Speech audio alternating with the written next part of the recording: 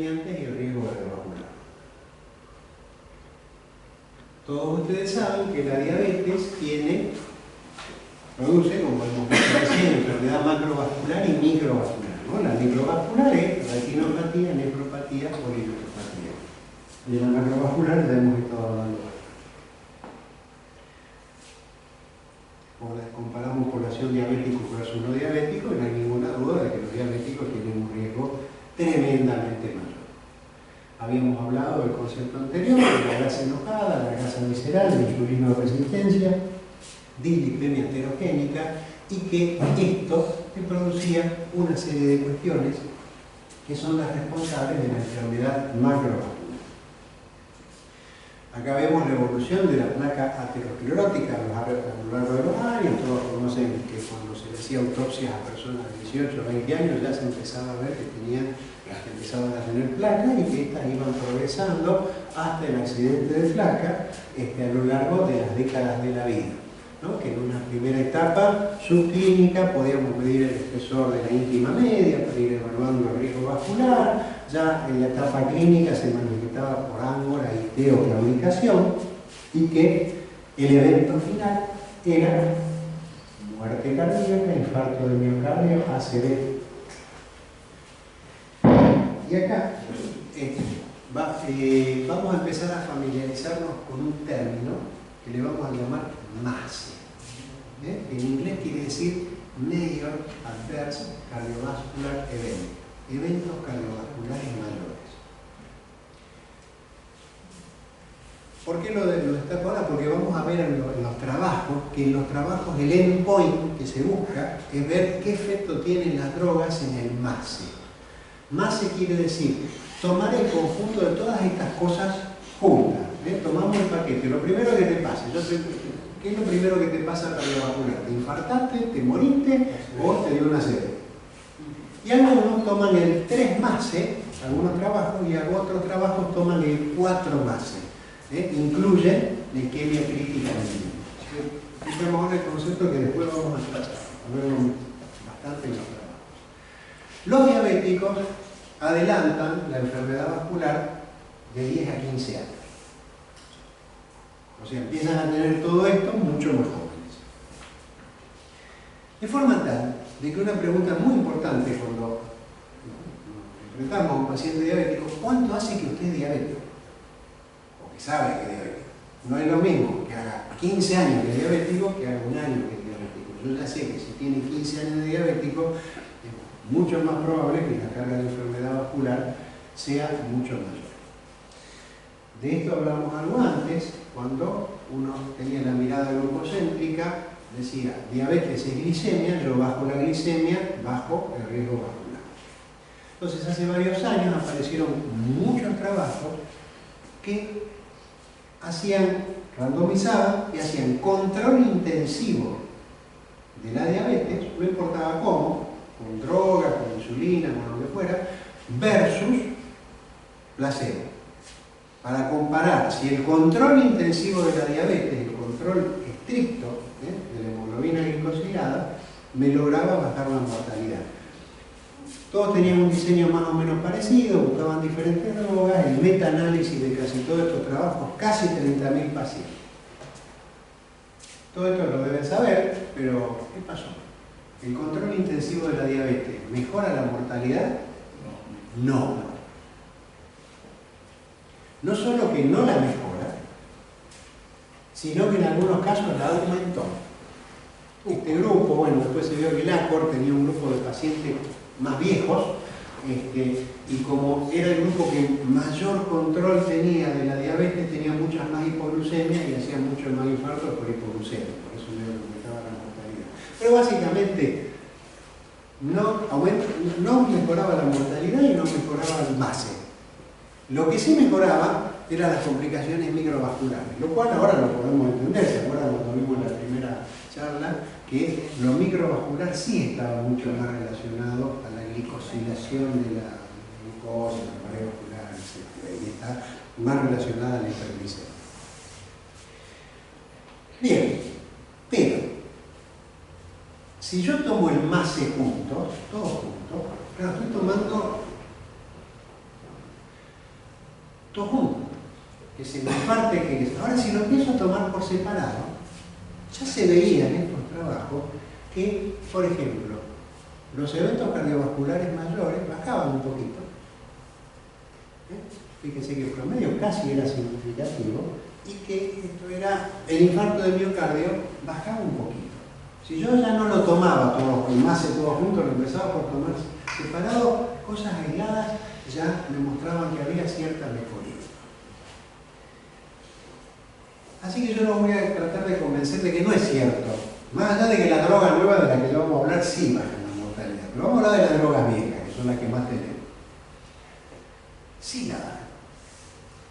Este fue el trabajo más importante que se hizo por la duración que tuvo. Empezó en 1977, randomizaron durante 20 años finalmente, tratamiento intensivo versus convencional. Complicaciones generales bajaron un 12%, la enfermedad microvascular la sabíamos que bajaba, y el infarto de miocardio también bajaba. Ahora, si yo lo metía todo en la misma bolsa, no me bajaba.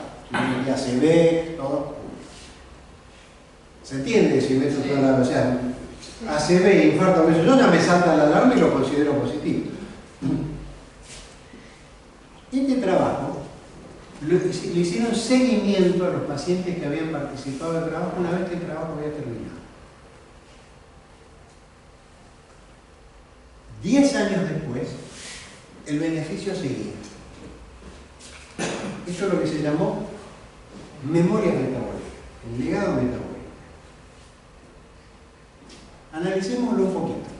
¿Se acuerdan de esto que habíamos dicho? Yo hago el diagnóstico el día 0, pero la enfermedad macrovascular me empieza antes.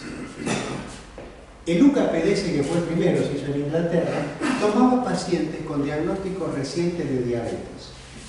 Todos los otros trabajos tomaban pacientes que ya tenían bastantes años de diabetes y en general tenían enfermedad cardiovascular.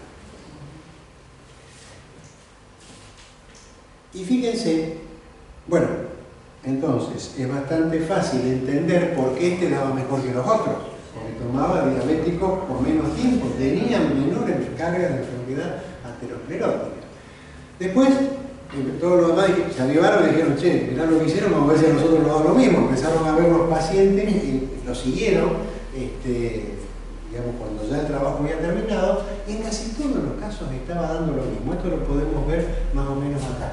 Esto es reducción del riesgo cardiovascular y esto es el tiempo que duró el tratamiento. Básicamente, cuanto más reducción había, cuanto más tiempo duraba el tratamiento y se mantenía después de que el tratamiento había terminado. Y volvamos al metaanálisis del primer trabajo en donde yo le dije no mejora la mortalidad, no mejora el MACE. Empiezo a hacer análisis de subgrupos. Si yo tomo de todo ese metaanálisis a los diabéticos que tenían menos de 5 años de diabetes, y ahí me daba que mejoraba.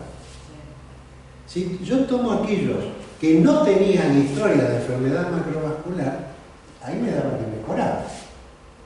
Microvascular también me mejora. De lo cual uno puede sacar conclusiones bastante lógicas. La disminución del riesgo requiere largos periodos de buen control glicémico. La reducción debe ser significativa. La hemoglobina glicosilada tiene que bajar por lo menos más de un 1%. Y la mayor eficacia se logra cuanto antes yo agarre al paciente.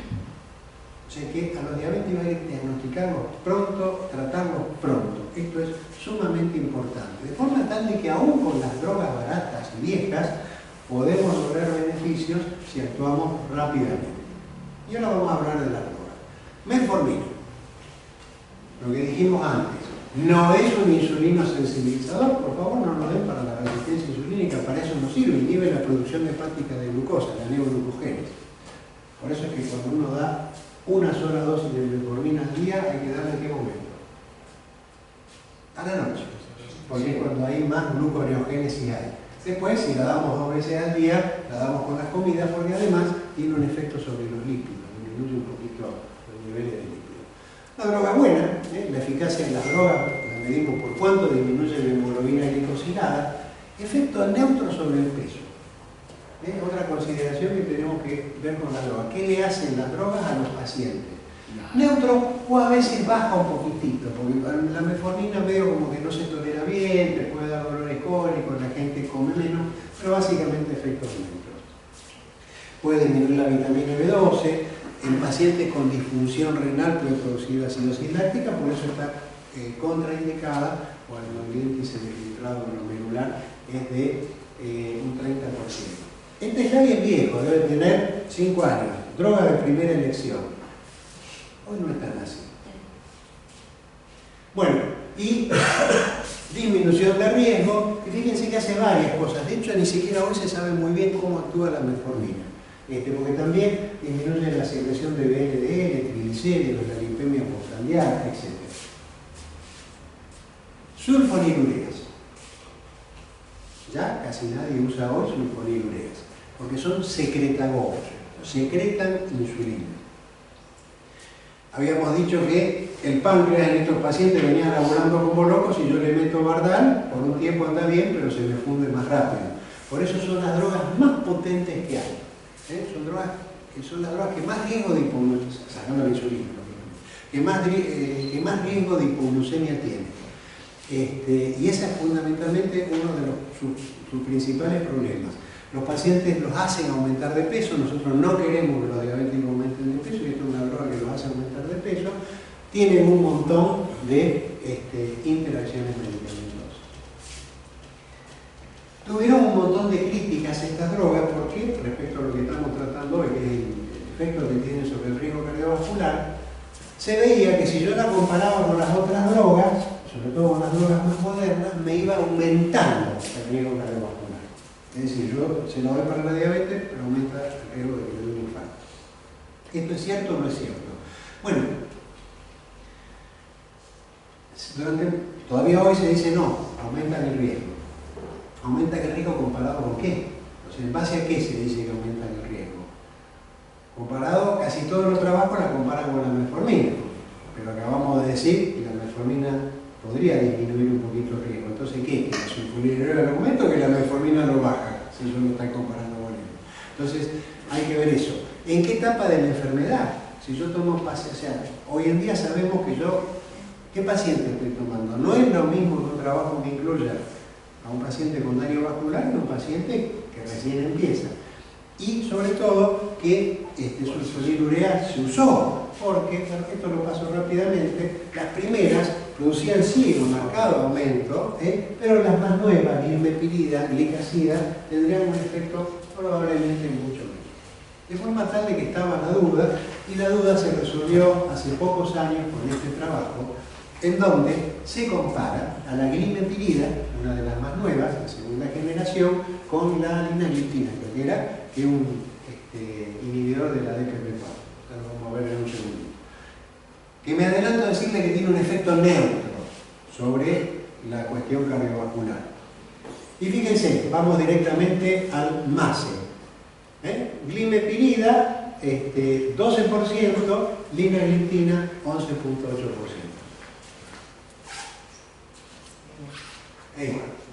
No aumenta la mortalidad cardiovascular, tiene otros problemas. Esto yo siempre lo digo porque depende de donde nosotros estemos trabajando. Si yo estoy en un centro de salud en Rosario, tengo metformina y no tengo semaglutide, o sea, hay que bajar la glicemia, o sea, usémosla. No es droga de elección, pero si somos pobres y no tenemos plata y el paciente no la puede comprar, y bueno, no es tan mal, es peor que antes con la glicemia muy elevada. Glitazonas, las tiazolidinedionas, drogas que cuando salieron se comían el mundo, porque estos sí son insulinosensibilizadores y además actúan sobre los lípidos, activan, bajan los triglicéridos, etc. Yo cuando salieron tenía una droga que me bajaba la glicemia, me daba insulinosensibilización y me bajaba los lípidos. El mundo estaba enloquecido cuando aparecieron este tipo de medicamentos. Yo me acuerdo que venían los visitadores, los laboratorios, todo. Relativa potencia, aumenta mucho el peso, pero y esto es muy interesante contar la historia, para que ustedes entiendan qué pasó después. La rosiglitazona fue la primera droga, ¿no? Y poco tiempo después de lanzarla, en el año 2007, Nissen hace un análisis de la droga y describe este trabajo publicado en el New England, que dice aumenta un 43% el infarto y un 64% las causas de muerte, las muertes cardiovasculares. Fue un escándalo. O sea, yo te doy algo para te bajo, o sea, la mirada glucosémica, te bajo el azúcar o te mato. Se prohibió, el FDA lo prohibió al toque prácticamente. Creo que los reguladores europeos todavía la siguen permitiendo a la rosiglitazona en algunas circunstancias. Fue un escándalo. El mismo Nissen, un par de años después, lo revisa, dice, sí, aumenta la mortalidad, pero lo había calculado mal, lo miré mal, no incluí bien los pacientes, no lo aumenta tanto, pero lo aumenta. Igual la sacaron del mercado. Igual se sacó del mercado. Y acá permítanme hacer una digresión. Habíamos dicho que los pacientes con diabetes se mueren del MASE. Pero, fíjense, este es un estudio poblacional tremendo, eran como, no me acuerdo, pero eran 100.000 pacientes. Y comparan no diabéticos con diabéticos, y lo que más aumenta la diabetes no es el infarto de la sede. Lo que más aumenta la diabetes es la enfermedad arterial periférica y la insuficiencia cardíaca. ¿Por qué muestro esto? Porque siempre se analiza el MASE, pero la insuficiencia cardíaca y la arteriopatía periférica son dos jugadores que tenemos que mirar, porque en realidad lo que más les pasa a estos pacientes es eso. Bien. ¿Por qué las glitazonas aumentaban la mortalidad? Porque retenían mucho líquido y estos pacientes que eran vasculares, infartados, etc., en general lo que le daba sobre todo era insuficiencia cardíaca, que es una de las principales causas de mortalidad cardiovascular. Hasta que en el 2005 sale este trabajo, no rosiglitazona, sino tioglitazona, primer endpoint, 4 más, acá incluía lo de la pierna, que disminuía, pero no era significativo, pero cuando le sacábamos lo de la pierna, ya empezaba a dar cierto beneficio. Pero igual, no se usa mucho, pero la tioglitazona está aprobada y es una de las drogas que se puede utilizar. ¿Y por qué era importante el escándalo del año 2007? Porque después del bochorno de haberla aceptado, la FDA dijo, bueno, no aceptamos más nada. Para aceptar una droga, necesitaba que la droga cumpla con ciertos criterios. ¿Están familiarizados con el concepto de intervalo de confianza, ese tipo de cosas? ¿Por allá? Supónganse que yo invento la droga Pepe para reducir el infarto. Entonces yo, como la inventé, quiero ver si sirve. Voy a mi hospital y le empiezo a 20 pacientes le doy la droga Pepe y a 20 pacientes le doy un placebo. Y la droga Pepe reduce la mortalidad en un 30%. Y lo publico. La droga Pepe baja la mortalidad. ¿Es cierto o no es cierto? Los más jóvenes. Y esto es muy interesante, piénsenlo siempre para ver los trabajos. ¿No? Tampoco es correcto. No sé. Nunca un trabajo, o sea, para que un trabajo te diga la verdad, yo tengo que medir todos los infartos del mundo para ver si es cierto. No puedo medir todos los infartos del mundo. Puedo tomar una muestra. Yo tomé en mi hospital lo que yo tenía a mano. Los trabajos bien diseñados agarran 100 hospitales en el mundo y toman una muestra más grande. Cuanto más grande sea la muestra, más cerca estoy de la verdad absoluta. Pero nunca voy a tener la verdad absoluta. Y hay un recurso estadístico que me dice cuán cerca de la verdad yo estoy. Y es el intervalo de confianza. Hacer rate, bueno, que si me dio. El hacer rate quiere decir que si la droga ¿Sirve o no sirve? ¿No es cierto? Uno es que la doy, la droga Pepe, no pasó nada. Ni se mejoraron ni se empeoraron. Si me da menos, quiere decir que se mueren menos de uno. Si me da más, quiere decir que se mueren más de uno. Pero por un cálculo estadístico, yo al 30% que yo tenía, le tengo que sacar el intervalo de confianza. Y los estadísticos tienen la manera de decirte, mirá, el intervalo de confianza de tu 30% oscila entre el 8 y el 65. O sea, es un intervalo de confianza muy amplio.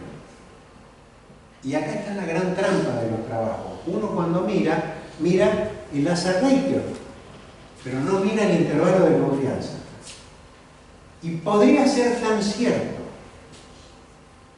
que la verdad esté en que reduzca un 30%, pero también puede ser tan cierto que esté en el 15 o que esté en el 60. La verdad está en cualquiera de los lugares del intervalo de confianza. El hazard ratio es solo un promedio del intervalo de confianza. Entonces, se le pedía a la droga que fuera superior, o por lo menos que no fuera inferior. Los famosos trabajos de no inferioridad. ¿Qué quiere decir no inferioridad? Mírenlo acá. Que la rama mala, la rama que me mataba, no estuviera por encima del 1.2, perdón, del 1.3. Si ya estaba por encima del 1.3, quiere decir que no, capaz que esto no. Entonces, a partir de ahí hubo regulaciones muy estrictas para permitir que se aprueben las drogas antidiabéticas. Decía, mira, a mí no me importa si baja la glicemia, yo lo que quiero después de lo de Nielsen quiero que me demuestre que no mata, y después te la pruebo. Bueno, desde entonces, 2009 hasta ahora,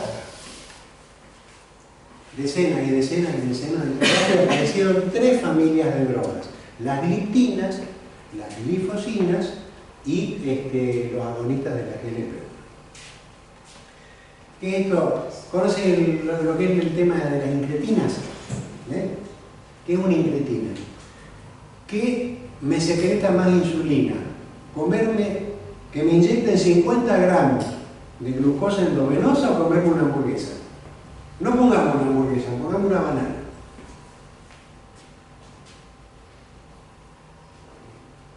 Comerme una banana. No que me suba más el azúcar, sino que me secrete más insulina. Porque si me entra por el estómago, se secretan una serie de hormonas en el estómago y en el duodeno que me bombea la insulina. En cambio, si yo la meto por la vena, no tengo ese estímulo tan poderoso de las incretinas, que son el péptido simiglucagón y el péptido insulinotrópico, no me acuerdo el nombre ahora, el GIP. Esto, entonces, me aumenta mucho la secreción de insulina. Pero no solo me aumenta la secreción de insulina y la incretina, me dan saciedad, me aceleran el vaciamiento gástrico, tienen una serie de efectos beneficiosos las incretinas que todos tenemos en el cuerpo cuando comemos una banana o una hamburguesa. Entonces, aparecieron 2 drogas que me ayudaban con y una cosita. Entonces, estas incretinas son degradadas. O sea, el problema de la incretina es que dura muy poco en la circulación. Segundos, minutos. Porque las degrada muy rápidamente una enzima que se llama la DPP4. Entonces aparecieron 2 drogas que me hacían. Uno era un agonista de la GLP-1 y el otro eran los inhibidores de la DPP4. Yo inhibo la enzima que me lo degrada. Agonistas de la GLP-1, bueno, hoy en día, muchachos, semaglutide, Victoza, es una explosión. Novo Nordisk, que son una empresa danesa, que es la que desarrolló el semaglutide y todo, son los mismos que fabrican la insulina. En Dinamarca, el principal entrada de esto es, bueno, ellos mismos son los que fabrican Victoza. Crecieron como 10 veces más que las empresas, que Apple, que todo ese tipo de cosas en 2 años con el semaglutide. Aparte, no lo estamos usando para la diabetes, lo estamos usando para la obesidad, pero no vamos a hablar de obesidad.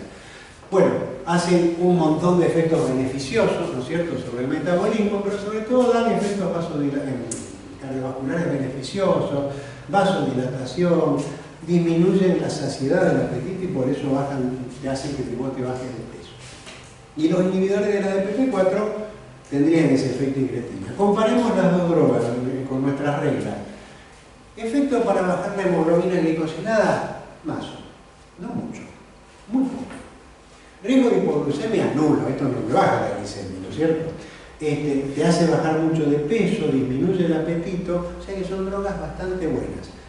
Nunca entendí muy bien los inhibidores de la DPP4 y por qué los laboratorios te llenan del consultorio de muestras de linagliptina, porque son drogas muy poco potentes.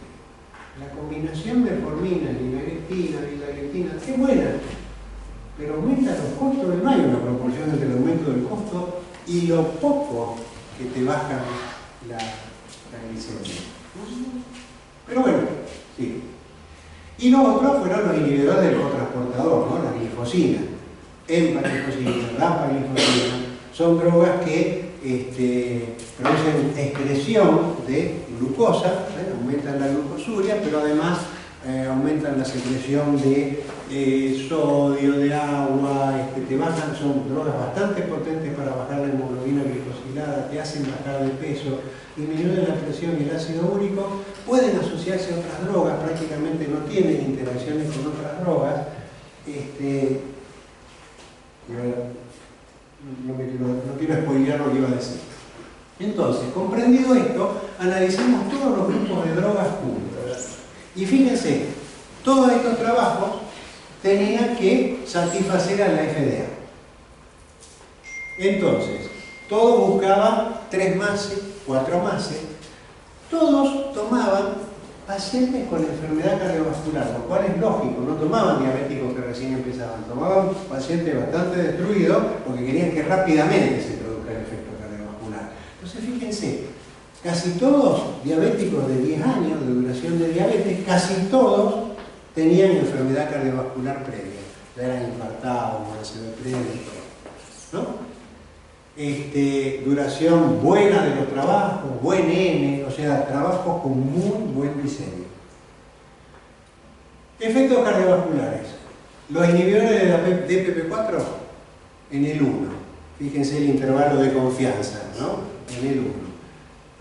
Glifosinas y los análogos de la GLP-1 en el medio del impacto sobre la mortalidad cardiovascular. Y fíjense que se diseñaron para buscar no inferioridad, y no solo que demostraron que no había inferioridad, sino que demostraron que había superioridad.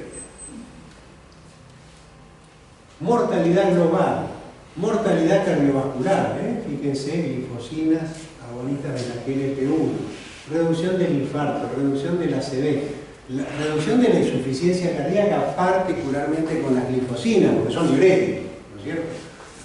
Así que estas drogas son la gran novedad y hoy en día realmente ya podemos decir que tenemos drogas que te bajan la mortalidad cardiovascular en nuestro concepto de diabetes lípida. La glicemia acá mucho no tiene nada que ver, hay muchos otros factores. ¿Por qué actúan produciendo esto? Es muy interesante, no se sabe, ¿no? Pero, por ejemplo, los inhibidores del cotransportador, las glifosinas, tienen una serie de efectos que cada vez se les descubren más efectos a nivel del corazón, favorecen la oxidación de ácidos grasos libres, los cardiomocitos, favorecen la oxigenación, han demostrado actualmente no solo disminuir la mortalidad en insuficiencia cardíaca común, sino la insuficiencia cardíaca con fe preservada, un montón de beneficios. También han mostrado las glifosinas reducir el riesgo de progresión de nefropatía diabética. Hoy, yo tengo un paciente diabético con disfunción renal, debería estar recibiendo este tipo de drogas. Entonces, creo que ya este es el último slide. Las pautas para la elección de droga hoy han cambiado un poco. Metformina, droga de primera elección. Para mi práctica sigue siéndolo por razones de costo. Pero ya hoy son drogas, los agonistas de la GLP-1 y de los inhibidores del cotransportador, que ya se empiezan a usar como drogas de primera elección. Si tenés plata, sí lo podés hacer. Pero bueno, sigamos con nuestro concepto habitual. Con o sin metformina, doctor. ¿Cómo? Con o sin metformina. O sea, ¿se podría arrancar el tratamiento con metformina o con... O sin metformina. no hay demasiado trabajo ahora que comparen metformina con las otras. O sea, los trabajos los diseñan para ganar plata. Nadie hace un trabajo que compare glifosina con metformina porque a quién le interesa que le demuestre encima que la metformina es mejor. Pero bueno, te quiero decir que la guía están diciendo, se puede usar, ya la metformina no es más la primera droga, pero en general usamos metformina y si no logramos la reducción que queríamos, la segunda droga, o la elección de la segunda droga, va a depender del contexto y de las circunstancias del paciente. No tengo plata, sulfonilurea, no es tan mala, es la peor, pero no es tan mala. Digamos, es la peor comparada con las otras, pero no es tan mala. Quiero que baje de peso, semaglutide, ¿no es cierto? O sea, tiene enfermedad cardiovascular previa, inhibidor de cotransportador o agonista de la GLP-1. Tiene enfermedad renal, inhibidor de cotransportador. Tiene insuficiencia cardíaca, inhibidor de cotransportador. En función de eso yo voy a elegir la segunda dosis. Bueno, listo. Muy bien.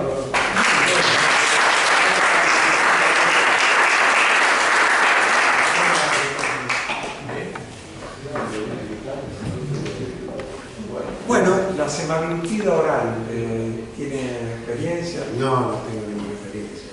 2 o 3 pacientes le digo semaglutida inyectable. En Rosario ya hay algunas obras sociales que te la están aceptando si el paciente tiene enfermedad cardiovascular grave. Si no, no la aceptan. Y viste que ahora salió incluso una que es la terzepatida, que es una agonista que se toma por vía oral, que la están usando para la obesidad. Claro, ¿no? Y bueno, es más potente que la semaglutida para bajar de peso. Pero ahí me fijé, ese día 1.200.000. 15. Y bueno, semaglutida no me acuerdo, pero debe estar más o menos 400.000 pesos. Sí, bueno, yo lo he dado un par de veces, la verdad que son muy buenas drogas. Yo he visto que los pacientes bajaban mucho de peso, pero digamos, los laboratorios, particularmente no diabéticos para obesidad, lo están vendiendo como la droga para la obesidad. Y ¿viste? Eso no quiere decir que no hay que seguir con la dieta, el ejercicio y ese tipo de cosas, seguimos todo. Pero bueno, digamos, estamos entrando en una generación nueva de drogas que seguramente ustedes lo van a ver mucho mejor que yo, porque en 5 o 10 años esta droga va a haber más, van a ser más baratas y ustedes la van a usar mucho más de la que yo la estoy usando, no sé, ¿no? Muy poco, no hay plata. No hay plata, pero he visto 2 o 3 pacientes que usan. Bueno, las glifosinas sí son más baratas, hoy en día tenemos mucha glifosina y todo, y ahí no sé si ustedes lo han visto, realmente los pacientes, digamos, bajan la glicemia, bajan de peso, andan muy bien, y es una droga que podés asociar sin problema, no tiene muy poca interacción. Bueno, muy bien.